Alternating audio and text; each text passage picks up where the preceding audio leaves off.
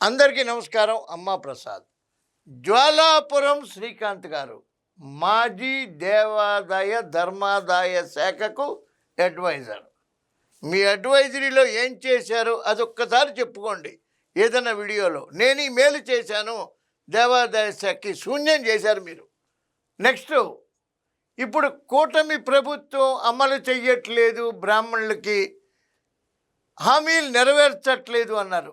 ఒక్కొక్క హామీ నెరవేర్చుకుంటూ మొత్తం హామీలు నెరవేర్చే బాధ్యత తెలుగుదేశం ప్రభుత్వానికి, చంద్రబాబు నాయుడు గారిది. చేసి తీరతారు. బ్రాహ్మణ కార్పొరేషన్కి అందమైన బిల్డింగ్ ఎవరు ఇచ్చారండి?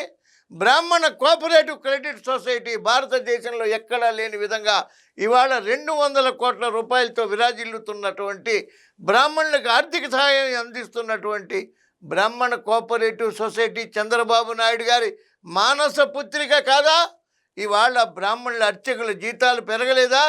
దేశవ్యాప్తంగా వెంకటేశ్వర స్వామి ఆలయాలు నిర్మించాలన్నది చంద్రబాబు నాయుడు గారి ఆలోచన కాదా?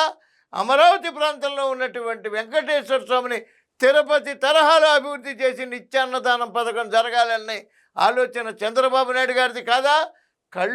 కళ్ళతో చూడండి, చెవులతో వినండి, పెదాలతో కాదు మనస్సుతో మాట్లాడండి. జ్వాలాపురం శ్రీకాంత్ గారు, బుచ్చిరాం ప్రసాద్ గారి గురించి మీరేం మాట్లాడతారు? బుచ్చిరాం ప్రసాద్ గారికి మీకు పోలిక.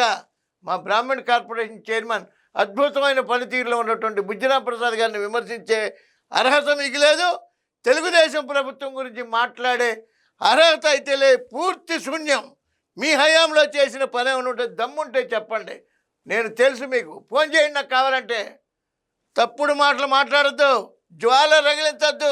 జ్వాలలో మీరే దహనం అయిపోతారు తప్ప, మీ పార్టీ దహనం అయిపోతుంది, విమర్శించే వాళ్ళు దహనం అవుతారు తప్ప జ్వాల తెలుగుదేశం జోలికి కూడా రాలేదు.